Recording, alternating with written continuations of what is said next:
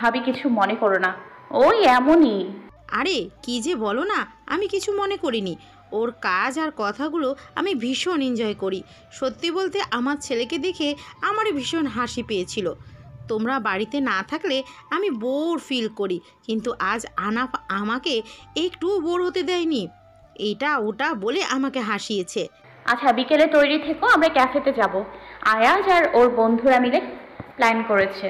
আমাকে আয়াজ ফোন দিয়েছিল, বলেছে আমি রেডি হয়ে থাকবো। আচ্ছা ঠিক আছে। আয়াত উপরে গেল, ওয়াশরুম থেকে ফ্রেশ হয়ে অজু করে সালাত আদায় করে নিল। আনাফ আগেই সালাত আদায় করেছে, ওরা নিচে গিয়ে খেয়ে নিল। আজ আয়াতের দেওয়া প্যাকেটটা খুলে দেখলো একটা হালকা কাজ করা হালকা নীল রঙের গাউন, সাথে ম্যাচিং করে সাদা রঙের হিজাব। আয়াত আজ পর্যন্ত আয়াতকে কালো আর সাদা রং ছাড়া অন্য কোনো রঙের ড্রেস পরতে দেয়নি, তাই নীল রঙের ড্রেসটাই দিল। আয়াতের খুব পছন্দ হয়েছে ড্রেসটা, তাই ও ওটাই পরলো। আনাফের নীল রঙের একটা ব্লেজার আর প্যান্ট ছিল, তাই ও আয়াতের সঙ্গে ম্যাচিং করে সাদা শার্টের ওপরে হালকা নীল রঙের ব্লেজার আর প্যান্ট পরলো। আয়াত রেডি হলো, মুখে হালকা মেকআপও দিল আর চিকন ফ্রেমে চশমা। আনাফও ওর গোল চশমা পরে নিল। দুজনকে মার্শাল্লাহ অনেক সুন্দর লাগছে, যে কেউ দেখে বলবে একদম কাপল সেট। ওর নিচে আসতে দেখলো নাফিজা অহনা নিশানকে নিয়ে দাঁড়িয়ে আছে। ওদের দেখে নাফিজা বলল, মাশাআল্লাহ আপু আর পিচি দুলা ভাই, তোমাদের দুজনকে দারুণ লাগছে, একদম পারফেক্ট কাপল লাগছে। শুধু একটু ছোট বড় এই যা, কিন্তু তোমাদের দুজনকে খুব ভালো লাগছে। এখনকার যুগে ছোট বড় কোনো ফ্যাক্ট না, আর আমরা তো কাপলই, তাই দুজনকে সুন্দর লাগবেই। তোমাদেরও সুন্দর লাগছে, সব থেকে বেশি সুন্দর লাগবে নিশানকে। আর আমি ভাবলাম আমাকে বলবে। তোমাকেও ভালো লাগছে, চলো এখন, ওদিকে সবাই আমাদের অপেক্ষা করছে। আনাফের কথায় সম্মতি জানিয়ে সকলের কাছ থেকে বিদায় নিয়ে রওনা দিল আয়াজের প্ল্যান করা ক্যাফের দিকে। না জানি কি হয় আজ, আয়াজ যা ভাবছে সব করতে পারবে তো, নাকি আজও বলা হবে না। আয়াজ আলোর পরিবারের সাথে ওদের গাড়ি নিয়ে এসেছে। এমনিতে সবসময় স্কুটি নিয়ে গেলেও পরিবারের সাথে বেরোলে বাড়ির গাড়ি নিয়ে বের হয়। ওরা সবাই ক্যাফের সামনে গিয়ে নামলো। ইসরাত আর রোজা বাইরে দাঁড়িয়েছিল। আয়াতদের দেখে ওরা দুজন এগিয়ে এলো। তোকেও বলেছে আয়াজ? ওই আমাকে তো এই বিষয়ে কিছু বললো না। শুধু তোকেই বলেনি, আর সবাইকে বলেছে। কি বলেছে? তখন ইসরাত বলল, আপু তুমি রোজা আপুর কথা বাদ দাও তো, এখন চলো, সবাই তোমাদের জন্য অপেক্ষা করছে। তখন নাফিজা বলল, সবাই নাকি? আয়াজ একে ওর জন্য অপেক্ষা করছে। ভাবি কি বলছে সব? তোমরা কি এনি চান্স আমার থেকে কিছু লুকাচ্ছ? আমরা আবার কি লুকাবো, আমি তো এমনি বললাম। এখন চলো, সবাই হয়তো আমাদের জন্য অপেক্ষা করছে। আনাফ আয়াতের হাত ধরে টান দিল, তা দেখে আয়াত নিচু হলো।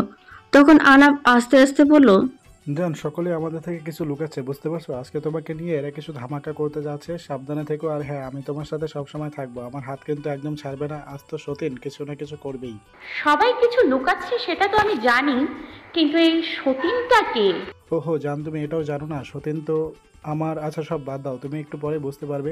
এমনি তো তুমি বুঝে গেছো, তবুও না বোঝার ভান করছো। ওকে বাবা, সরি। এখন আমরা যাই, আর এই যে তোমার হাত ধরলাম, আজ আর ছাড়বো না।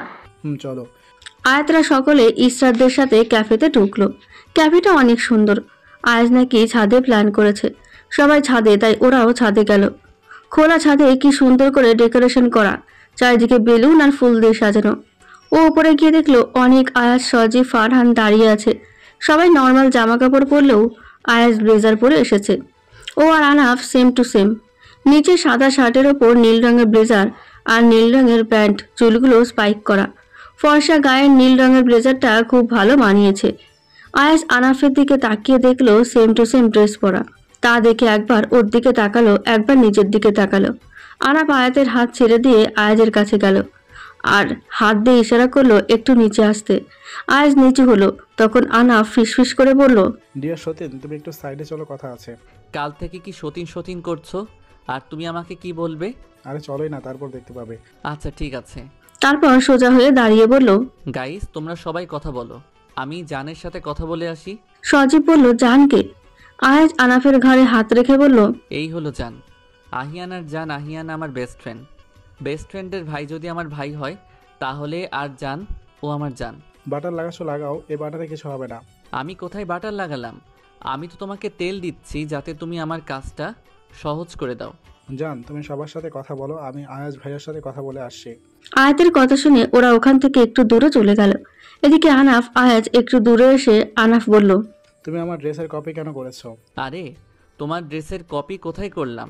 আমি তো আমার জান পাখির সাথে ম্যাচিং করে পরেছি। তুমি কি ভেবেছো ম্যাচিং করে ড্রেস পরলেই জান তোমার ওপর ফিদা হয়ে যাবে? আমার একটু শখ হয়েছিল ম্যাচিং করে ড্রেস পরবো, যেভাবে কাপলরা পরে, তাই পরেছি। আমি আর জান হলো কাপল, তুমি কোথা থেকে উদয় হলে বলো তো? আমি আর জান পাখি কাপল, বুঝলে? তোমাকে বলেছিলাম না তোমার সামনেই ওকে বিয়ে করে নেব, আজ তো প্রপোজও করব, তাও তোমার সামনেই। তাই তো তোমাকে নিয়ে আসতে বলেছি। আইসে বিয়ে করতে। আমি যদি মত না দেই তাহলে জান তোমায় বিয়ে করবে না। সত্যি এমনটা? সত্যি এমনটা। তুমি যদি আমাকে ইমপ্রেস করতে পারো তাহলে জানের সাথে তোমার বিয়ে হতে পারে, নতুবা না। আমার জানের জান, পরাণের পরাণ। আমি জান পাখিকে না অনেক ভালোবাসি, সেই ছোটবেলা থেকে। তুমি প্লিজ পটে যাও। সি তুমি এভাবে জানকে ইমপ্রেস করবে আর এই বলে প্রপোজ করবে? এভাবে বললে তো জান প্রথমেই রিজেক্ট করবে। আরে আমি জান পাখিকে এইভাবে ইমপ্রেস করব না তো? আমি তো তোমাকে বলেছিলাম তোমার জানের জন্য তো আমি অনেক কিছু ভেবে রেখেছি। কি ভেবে দেখছো আমাকে বলো? তোমাকে কেন বলবো? আমাকে ইমপ্রেস করতে। আইসে তোমাকে কিছু বলবো না। আমি জানি আজ আহি আমার প্রপোজে রাজি হবে, সেরকমভাবেই সব ব্যবস্থা করেছি। আচ্ছা ঠিক আছে, না বললে আমিও তাহলে মত দেবো না।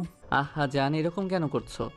তুমি জানো আমি তোমার জানকে অনেক ভালোবাসি, সেই ছোটবেলা থেকে ভালোবাসি। তোমার জানকে আলগোছে ভালোবাসি আমি। সবসময় আমি তাকে খুশি রাখবো, ভালো রাখবো, কথা দিলাম। তুমি প্লিজ রাজি হয়ে যাও না। আমার জানকে কখনো অবিশ্বাস করবে না, সবসময় জানের পাশে থাকবে আর অনেক ভালোবাসবে। হ্যাঁ, কথা দিচ্ছি তোমাকে তোমার জানের পাশে থাকবো সবসময় আর অনেক ভালোবাসবো, কখনো কষ্ট পেতে দেব না। সত্যি কথা বলতে তোমাকে আমার ভালোই লাগে, কিন্তু নিজের বউকে অন্যের হাতে তুলে দিতে ভালো লাগে নাকি বলো? তবে একটা কথা, জানের সাদা গোলাপ অনেক পছন্দের। তুমি সাদা ফুল দিয়ে আর জানকে প্রপোজ করো, তাহলে আর না করতে পারবে না। ওকে জাহাপনা, আপনি যা বলবেন। এখন চলুন, সবাই ওদিকে আমাদের জন্য অপেক্ষা করছে, আর আপনাকে এরপর থেকে আমিও জান বলেই ডাকবো। আচ্ছা ঠিক আছে, এখন চলো। আয়াজ খুশির ঠেলায় আনাফকে কোলে উঠিয়ে নিয়ে এলো। ওদের কাছে আসতেই আনাফ বলল, আমাকে নিচে নামা, আমি এই ছোট বাচ্চা নাকি আমাকে কোলে নিয়ে এলে? তুমি তো বাচ্চাই, নাও নামিয়ে দিলাম। বলে আয়াজ আনাফকে নামিয়ে দিল। আনাফ গিয়ে আবার ওর জানের হাত ধরে রইল।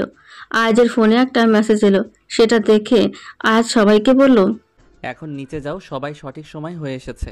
কিসের সঠিক সময় হয়ে এসছে? তেমন কিছু না, তোমরা সবাই যাও, আমি আহিকে নিয়ে আসছি।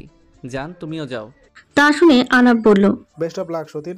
সতীন বলায় এখন আর আয়াজ কিছু বলল না, মুচকি হাসলো। সবাই যেতে আয়াজ দৌড়ে গিয়ে একটা একটা সাদা গোলাপ নিয়ে এলো। আয়াজ আজ সব রকম ফুলই এনে রেখেছে আর ওর হাত ধরে ছাদের মাঝখানে দাঁড় করালো। তারপর হাঁটু গেড়ে বসে সাদা গোলাপ এগিয়ে দিল। আয়াজ কি বলবে কিছুই বুঝতে পারছে না। তবে ও ভেবেছিল ও নিজেও এই দিনটার অপেক্ষায় ছিল। তবে ওর কি করা উচিত এখন? আয়াজ আয়াতের চোখের দিকে তাকিয়ে বলতে শুরু করলো, মানুষ কিভাবে মনের কথা বলে আমি জানি না। জান পাখি, তোমার জান বলল তোমার নাকি সাদা গোলাপ পছন্দের, তাই সাদা গোলাপ দিয়েই আমি আমার মনের কথা জানাতে চাই। ছোটবেলা থেকেই আমি তোমার উপর দুর্বল ছিলাম। অন্য কোনো ছেলে তোমার সাথে কথা বলতে বা খেলতে এলে আমার ভালো লাগতো না। সবসময় মনে হতো পুরো দুনিয়া থেকে লুকিয়ে আমার বুকের মধ্যে রাখি। আমি তোমার ওই নীল চোখে সমুদ্র দেখতে পাই জান পাখি। যখন ছোট ছিলাম তখন এই অনুভূতিগুলো আমি বুঝতে পারিনি, কিন্তু যখন আমি তোমার থেকে দূরে গেলাম তখন বুঝতে পারলাম আমি তোমাকে চাই, খুব করে চাই। তোমাকে ছাড়া আমার চলবে না, আমার তোমাকেই লাগবে। তোমাকে আমি ভালোবাসি জান পাখি। তোমার থেকে দূরে যাওয়ার পর থেকেই বুঝতে পেরেছি আমি তোমাকে ভালোবাসি জান পাখি, ভীষণ ভালোবাসি। আমি যে তোমাকে আলগোছে ভালোবাসি। জীবনে অনেক স্বপ্ন আছে, আমি তোমার সাথে তোমার হাত ধরে সেগুলো পূরণ করতে চাই। আমি তোমাকে বিয়ে করতে চাই, হবে কি আমার জীবন সঙ্গী। আকাশটা আজ বড্ড নীল, সাদা মেঘগুলো যেন একগুচ্ছ বেলি। বাতাসের শীতল স্পর্শ অনুভব করছি খুব। তার মাঝে থেকেই বলি জান পাখি, তুমি হবে কি আমার অর্ধাঙ্গিনী? উইল ইউ ম্যারি মি জান পাখি? তুমি শিওর তুমি আমাকে ভালোবাসো? তুমি কিভাবে বুঝলে তুমি আমাকে ভালোবাসো? আয়াতের এই কথা শুনে আয়াজ ভেবাচাকা খেয়ে গেল। সাথে দরজার বাইরে লুকিয়ে থাকা সকলে জিজ্ঞেস করলো বিয়ে করবে কিনা, অথচ ইনি বলল, তুমি শিওর তো তুমি আমাকে ভালোবাসো? এই কথা শুনে আয়াজ মুচকি হেসে বলল, এই যে আমি তোমাকে দেখছি আমার মন ভরে যাচ্ছে। তোমাকে দেখতে না পেলে বুকে টনটন ব্যথা করে, বেঁচে থাকাটা বিবর্ণ হয়ে যায়। এই অনুভূতি কি ভালোবাসা নয়? আমি যখন শুনলাম তুমি বাড়ি থেকে চলে গেছো, সেদিন আমি চিৎকার করে কেঁদেছিলাম তোমাকে হারানোর জন্য। কি অসহ্য যন্ত্রণা হতো তোমাকে বলে বোঝাতে পারবো না। রোজ রাতে তোমার আর আমার ছোটবেলার ছবি দেখতাম, তোমার সাথে কাটানো রঙিন স্মৃতিগুলো মনে করতাম, আর এই ভেবে নিজেকে সান্ত্বনা দিতাম তুমি নিশ্চয়ই একদিন ফিরে আসবে। আর দেখো না, তুমি ফিরে এলে, অথচ আমি তোমাকে চিনতে পারলাম না। তোমায় চিনব কিভাবে আমি, যে তোমাকে কোনোদিন ভালোভাবে দেখিইনি? তবে আমার মাঝে মাঝে মনে হতো তুমি হয়তো আমার জান পাখি, কিন্তু এটা ভাবতাম তুমি যদি আমার জান পাখি হও তাহলে আমাদের কেন বললে না? যেদিন জানতে পারলাম তুমি আমার জান পাখি, সেদিনও আমি বাড়ি গিয়ে কেঁদেছিলাম, কিন্তু সুখের কান্না। তোমাকে দেখে এমনিতেই মুখে হাসি ফুটে ওঠে আমার, আবার তোমাকে না দেখলেই মুখটা বিষাদে থেকে যায়। কাল তখন তুমি তোমার জানের জন্য কাঁদছিলে, তখন আমার ইচ্ছা হয়েছিল তোমাকে জড়িয়ে ধরে বলতে, কেঁদো না জান পাখি, আমি আছি তো। এত কিছুর পরেও কি তোমার আমার ভালোবাসা নিয়ে সংশয় আছে? মানুষ পৃথিবীর সব কিছু ভুলে গেলেও কখনো তার প্রথম ভালোবাসার মানুষটিকে ভুলতে পারে না। আর তুমি আমার সেই প্রথম ভালোবাসা। একটা সৌরমণ্ডল তার নিয়ম বদলাতে পারে, কিন্তু মৃত্যুর আগ পর্যন্ত আমি তোমায় ভালোবাসি, খুব ভালোবাসি, আলগোছে ভালোবাসি। তোমায় এই কথাটা বলে যাব, আবারও বলছি, উইল ইউ ম্যারি মি? তোমার মনকে কি বিক্রি করবে আমার কাছে?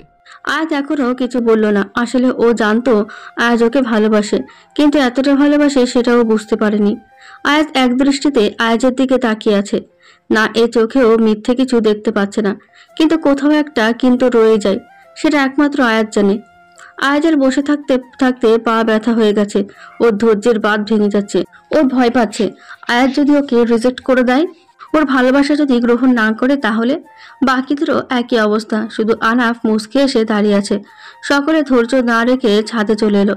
তখন ওর বন্ধুরা সকলে মিলে বলল, আই সে ইয়েস।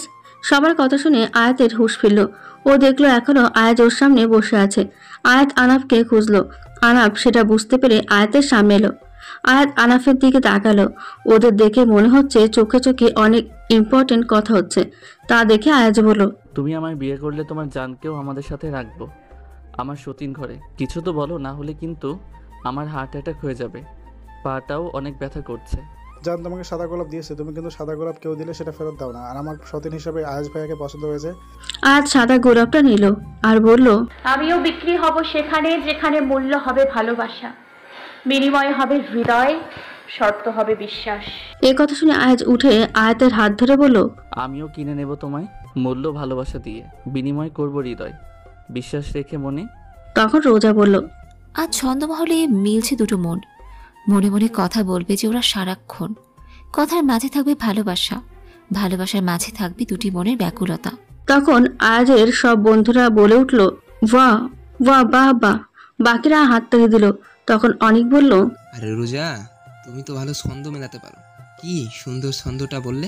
আরে অনেক ভাইয়া, তেমন কিছুই না, ওদের ছন্দ শুনে আমার মাথায় একটা এলো, তাই আমি বললাম। নতুন নতুন প্রেম করলে যা হয় আর কি। আমার বেলায় খুব মজা করা হচ্ছে তাই না? এবার আমিও দেখবো কাল থেকে কে প্রেম করে। আমার দ্বারা এসব প্রেম প্রেম হবে না। মানে কি, এখন প্রপোজাল অ্যাকসেপ্ট করে বলছিস প্রেম করবি না? তোমার ভালোবাসা দেখে আমি তোমায় অ্যাকসেপ্ট করলাম, সেটা কিন্তু প্রেম করার জন্য নয়। এমনিতে অবশ্য তুমি আমাকে প্রেম করার জন্য বলনি, ডিরেক্ট বিয়ে করতে চেয়েছো। তাই আমিও বলছি, রাত জেগে ফোনে কথা বলে নিব্বানিম্বির মতো আমার দ্বারা প্রেম হবে না। মূলত আমার এগুলো পোষাবে না, আমার অনেক কাজ থাকে। তুমি বরং আমাকে পেতে হলে তাড়াতাড়ি ফুপা আর ফুপিকে নিয়ে আমাদের বাড়িতে যাও বিয়ের পাকা কথা বলতে। তুমি যখন বলছো তাহলে তাই হবে। এতদিন তোমার সাথে প্রেম না করে যেভাবে ছিলাম সেভাবেই থাকবো। আমি সারা জীবন তোমার জন্য অপেক্ষা করতে পারবো জান পাখি। এখন চলো আমরা কেক কাটি। আমাকে ছাড়াই কেক কাটবে নাকি? সবাই পেছনে দাঁড়িয়ে দেখলো আশিয়ান এসেছে। তা দেখে আয়াতে বলল, ভাইয়া তুমি সব জানতে? হ্যাঁ জানতাম তো, তোকে এভাবে সারপ্রাইজ দেবে সেটা আমাকে আগেই বলেছে আয়াজ। আর এই ক্যাফেটা আমার বন্ধুর, তবে শুধু কেকে হবে না, আরও কিছু খাওয়াতে হবে আয়াজ, না হলে কিন্তু আমি মত দেব না বিয়েতে। এ কথা শুনে সকলে হেসে ফেলল। তারপর সবাই মিলে কেক কাটলো। আয়াজ প্রথম পিস আনাফকে খাওয়ালো, তারপর আয়াতকে একে একে সবাইকে খাওয়ালো। তারপর সবাই মিলে আড্ডা দিল। আনাফ অনেকক্ষণ যাবত ছাদের কর্নারে গিয়ে দাঁড়িয়ে আছে। আয়াত কথার মাঝে সেটা খেয়াল করলো আর বুঝতে পারলো আনাফের মনটা বোধহয় খারাপ। ও সবার অগোচরে আনাফের কাছে গেল। আনাফের কাঁধে হাত রেখে বলল, কি হয়েছে আমার জানের?